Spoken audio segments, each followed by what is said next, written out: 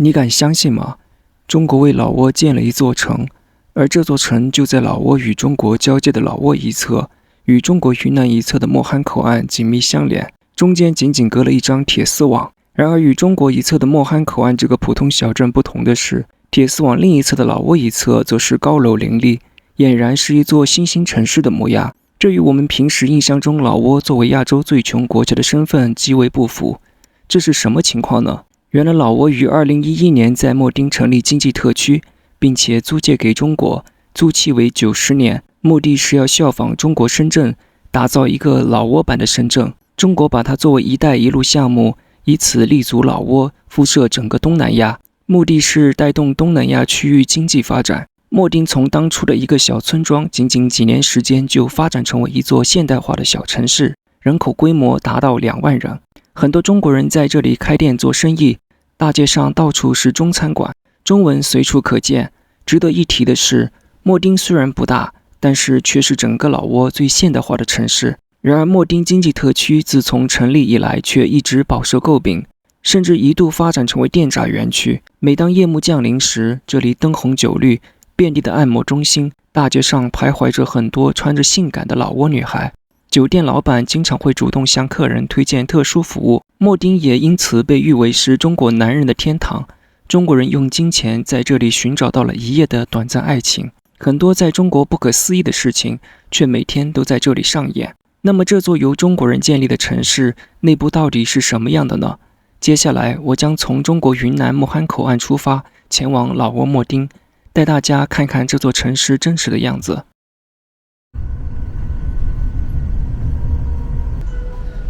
这是到那个莫罕口岸的最后一站，然后整个列车现在就剩下我一个人了。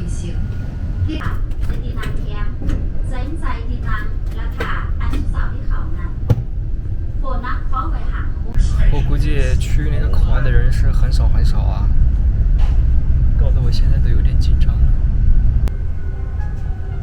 女士们、先生们，列车即将到达终点站莫罕，请您整理好行李，避免拿错或遗忘。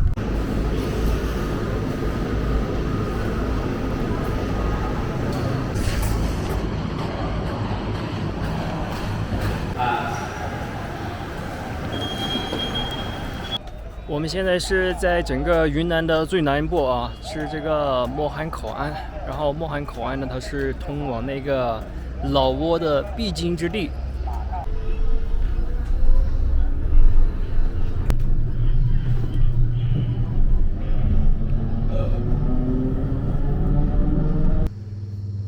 它这旅馆稍微有点简陋啊，然后价格的话是70块钱一晚。其实相比于我以前住过的那些旅馆啊，这个算是比较没那么好的一个旅馆了。没办法，它这个口岸这边住宿啊比较少，然后价格呢确实也低不下去。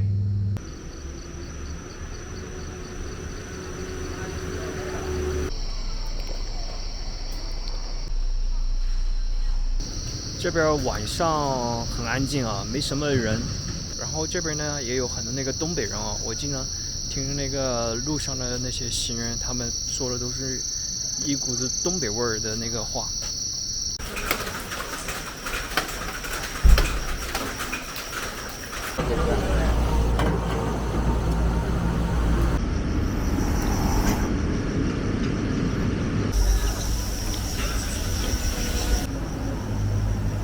整个莫罕口岸它就是一条街，然后一条路。这条路它是很繁忙的，这条路呢是213国道的终点，就我身后这条。然后每天呢都有那个大货车从这里来来往往进进出出。整个小镇人口可能也就2万吧。它这条主干道也不是很长，可能1公里、2公里。晚上的时候特别安静，白天的话还好。莫罕口岸呢，它是1992年那个时候正式成立的啊，在这个小山谷里边。原先呢，这个地方呢实际是一个很贫穷落后的一个小村子，后来开通口岸之后，这一片都建设起来了。我看到那周围呢有很多地方，他们现在在搞基建，不知道是在建什么东西，反正有很多工人在这边上班。反正这边它是发展的还是很快啊，未来再过个10年8年，可能又会变成另外一个模样。同城婚姻介绍所，哈哈。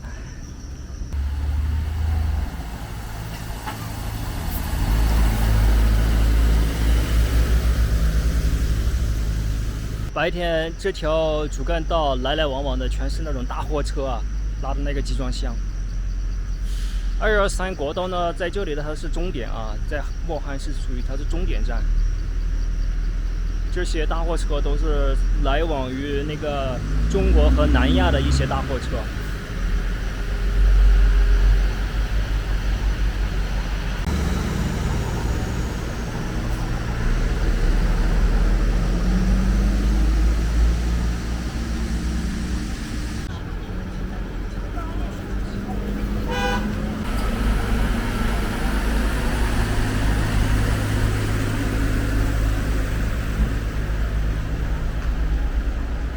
在这个莫罕口岸呢，还有一些来自老挝的人啊，他们也是在这边打工。我又出来嘛，让我照顾嘛。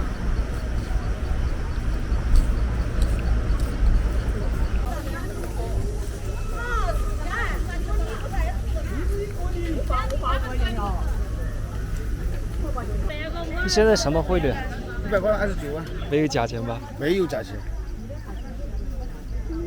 这一张10万是吧？10万，那我29万不就等于就3张吗？29万只有3张，就是30万了。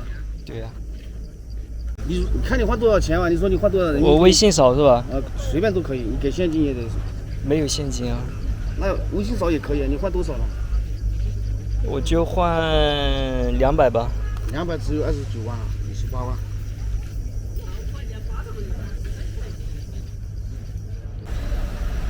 我们现在在这个出境大厅啊，一会儿从这个口岸呢就可以直接进入老挝。刚刚在那个入口那边很多换钱的啊，现在是100人民币，他们现在换是29万老挝币。莫罕口岸是我走过的所有的这些国内的这些口岸出境最快的，它这边很快啊，直接进了那个大厅，然后查看了一下护照，然后就过来了。你要是在西藏、新疆那边，我跟你讲，还没到边儿600公里以外就开始在查你护照，然后每50公里它就有一个那个关口，不停的查那个护照。我们现在是在中国和老挝中间夹的这一段，然后咱们坐这个摆渡车过去。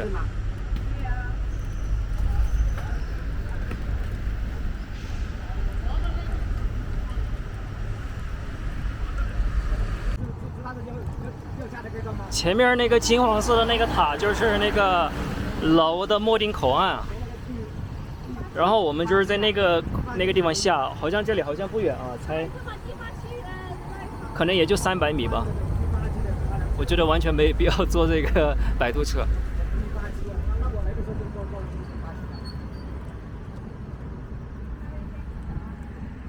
过了这道门，咱们就进入老挝了。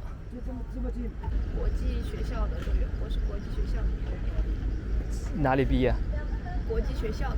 我知道，是在国际学校的老师。在老挝上学。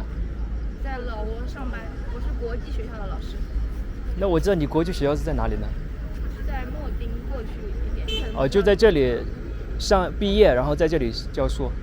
不是，我是孔子学院的。它这口岸中间有那个铁丝网隔开啊。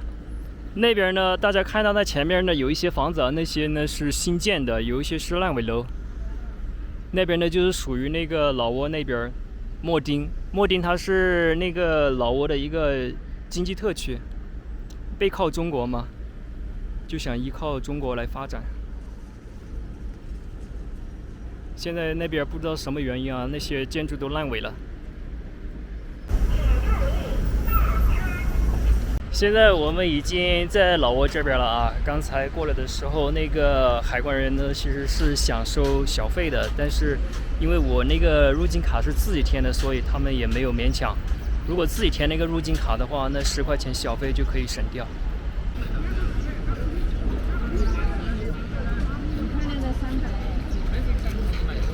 这比如说很漂亮的300，很漂亮的。嗯，房间多少钱啊？房间呢，先不用房间行，很漂亮的300，不漂亮的150。联系你。我有车呀，你去看看嘛，那里有车。就那个车啊？那个车，那个车。公共车啊？现在这还是想去看看嘛，有很多漂亮妹妹。我们先找酒店先住。现在。来了，怎么的吧？他应该可以，没看都没事，不是都没有，行不行？对，行。行不行？说好了，行，说好了。都听着了啊。哎，放心了，跟你走。哎，打车，等会儿。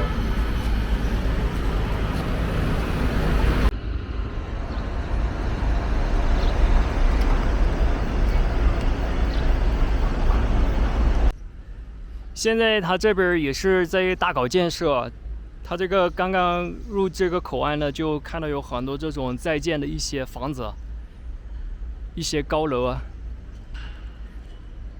这些建筑好像都是那个中国云南啊给他们建的。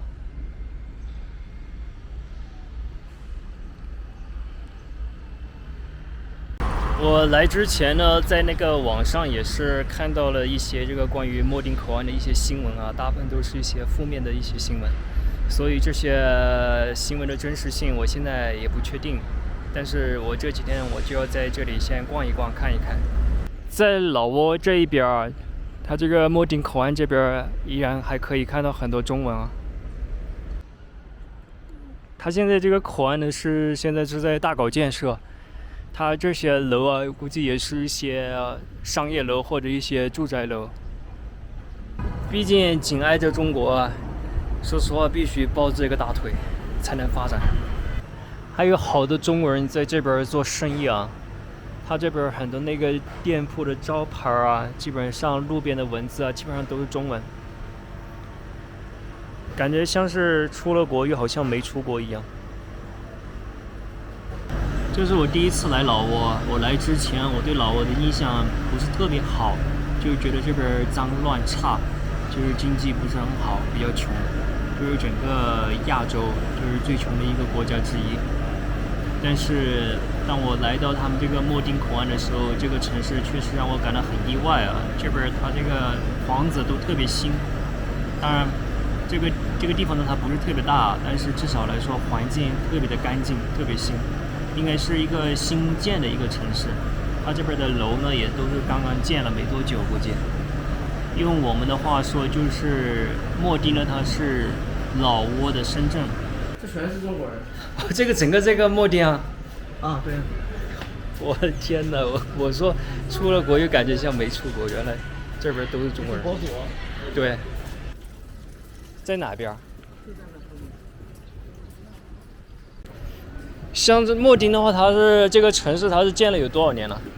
莫丁啊，莫丁这个城市也就是近几十年才新建起来的。很好的。它这些房子都好新哦。是啊，新建新城。这个本来是被租的中租界，可以说是。被租的呀？对。租给谁的？租给中国的呀。中租界。中租界。不是租给中国的。难怪。那边有一个美食城也是很大的，也是到处都是中国人在那边开的。我住的这家酒店，这也是中国人在这里开的啊。他这边收费倒挺便宜的，这个环境才80块钱，也就差不多$10吧，挺宽敞的啊。像这种房间的话，其实长期用来居住的话，其实都还可以的。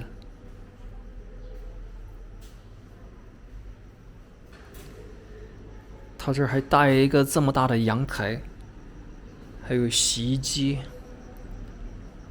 空调。我发现一件很有意思的事情啊，就是我现在呢是已经在这个老挝的莫丁口岸，也就是它的一个经济特区啊。它这是实打实的，就是老挝的地界啊。但是我现在定位啊，它这个名称啊，包括我那个地图上它那个显示的名称啊，它还是显示的是中国的这个地理位置。它这个秣丁它是属于这个中国西双版纳的一个地方，所以说它这个地图上显示啊，就是感觉这个很神奇啊。它依然是显示的这是中国的领土，但是所有的这些国际通用软件呀、YouTube 啊和 Facebook 啊，我在这里都可以自由的打开。你们说是不是很奇怪？我的所有的软件的位置显示的是我还依然是在中国境内，在云南省。但是实际上我的位置已经是在老挝境内了，所以说真的好奇怪。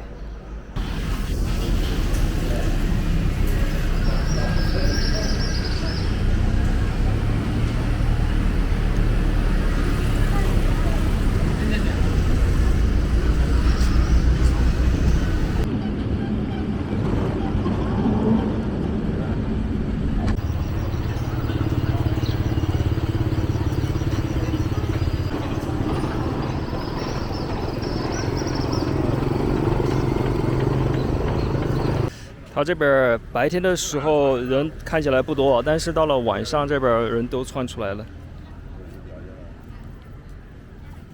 我听这边中国人说，这边它就是相当于是个中国城，也有人把它比喻说是老挝的深圳，因为它这边是经济特区嘛，然后这边整个城市啊，它建设的都很新。有很多中国人在这边做生意，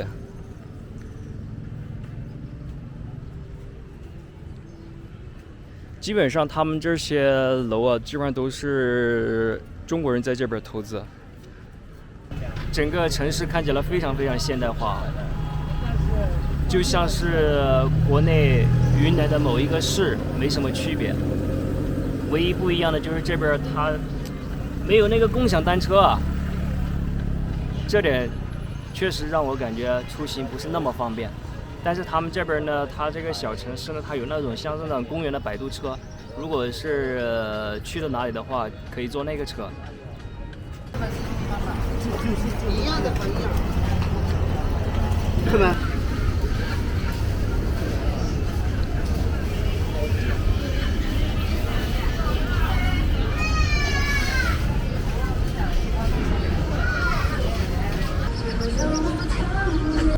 很多从中国拉过来的一些商品啊，直接就摆在这个秣丁口岸，它这个超市里边，连包装都没换。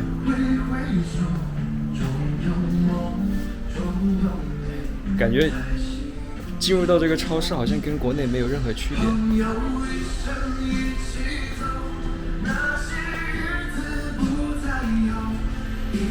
看它这儿全是中文。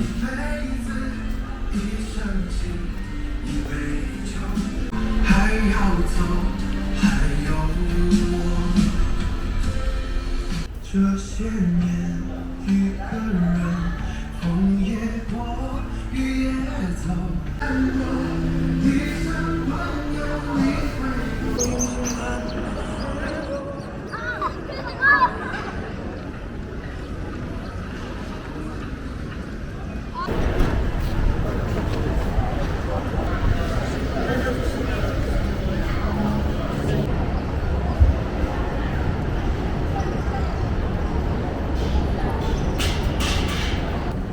在这儿，你真的有的时候很难分得清谁是中国人还是谁是老挝人，因为这边他有很多当地人也会说中国话，但是年轻人的话一般容易区分啊。他们这边年轻人一般看起来都比较放得开。荤菜是12到14，蔬菜5块，米饭1块。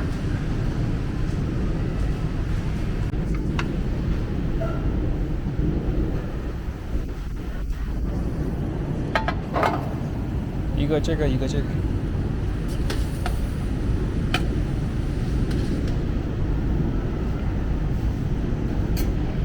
你是中国人吗？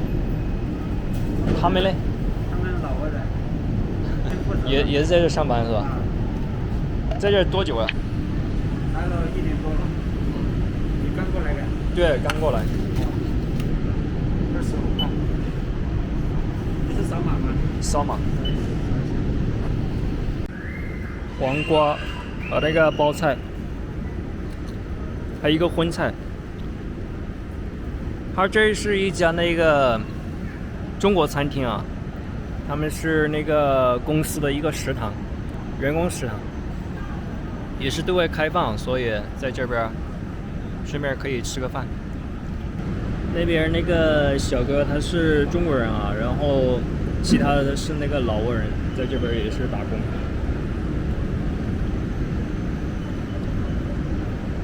这边呢不光是有很多老挝人在这边打工啊，还有很多中国人也是来到这里来上班。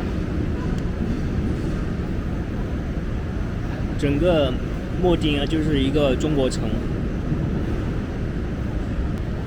可能是因为我还没有深入到老挝的腹地啊，所以我暂时吃的这些所有的菜呢，接触到的这些所有的事物呢，基本上好像跟国内没有太大区别，暂时。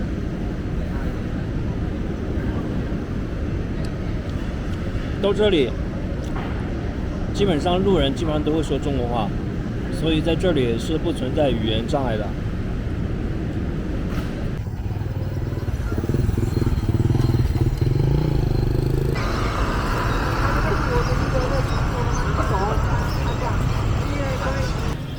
我看到网上说是整个莫丁啊，它是被中国租下来了，它是作为中国的一个租界，租期是90年。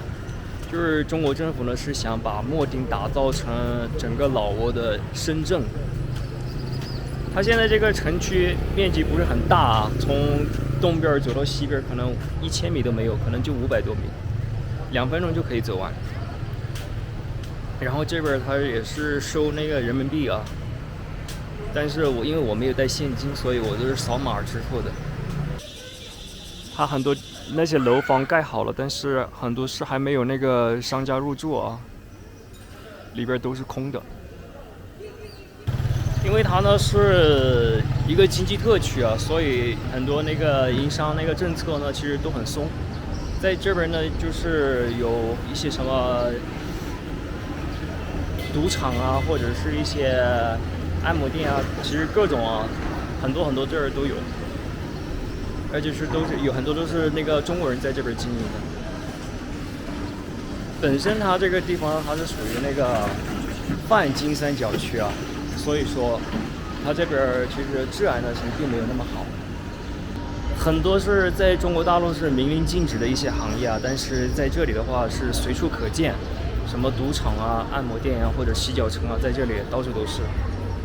老挝莫丁应该是唯一一个，就是这个城市里边中国人人数超过那个老挝人人数的那个一个地方。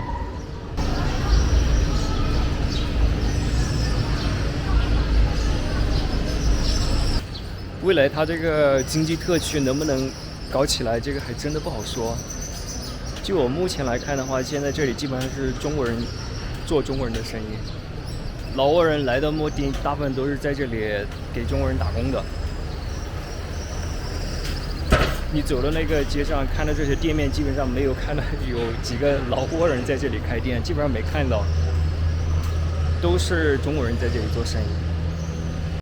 它这些楼房设计的倒是非常的国际化啊，非常的洋气。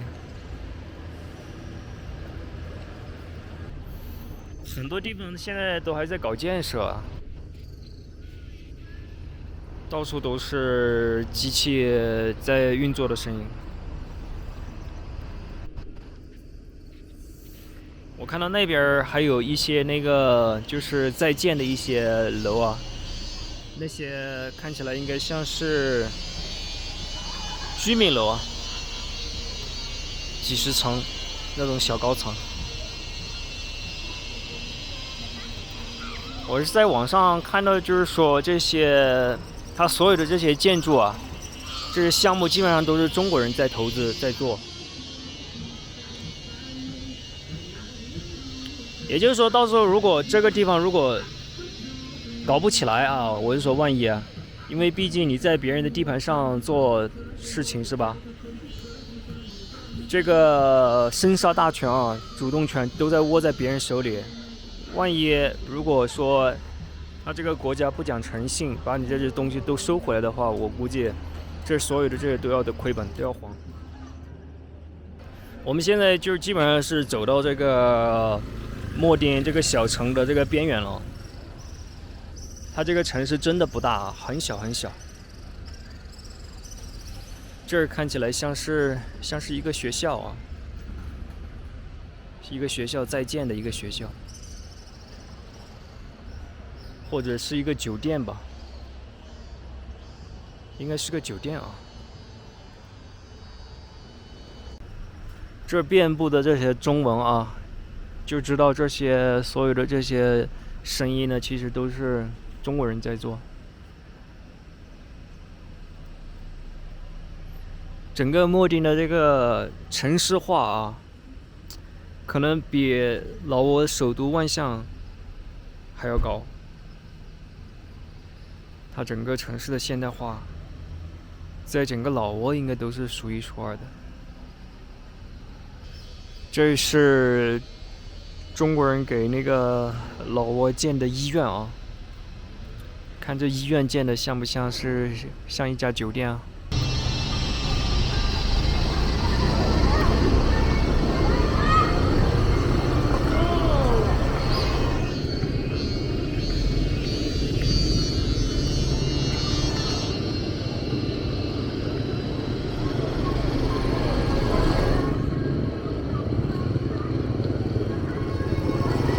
刚才大家看到没有？就是整个一条队伍啊，从那边飘过去。大家也知道那干嘛了啊？其实这种的话，明目张胆的在国内真的没有的。但是在这里的话，就等于是相当于是10几20年前吧，国内。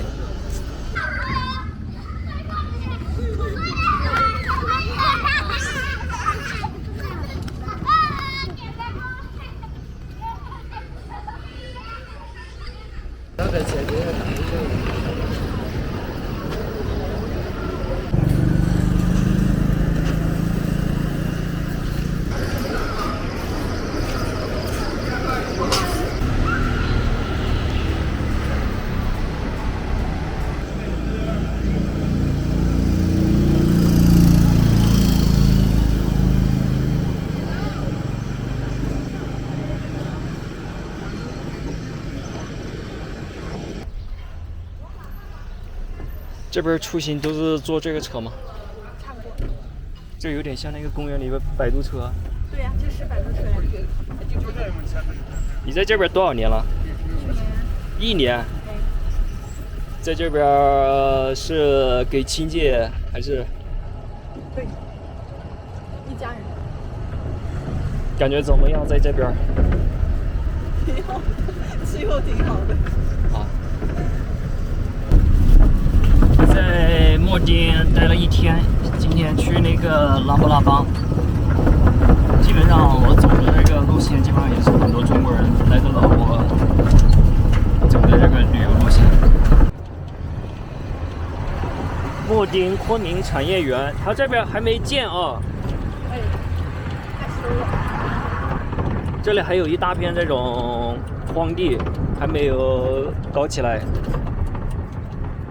这不是荒地，这是买完了的，这都看那个渠人家要了，这不是荒地。他这是准备要建个什么？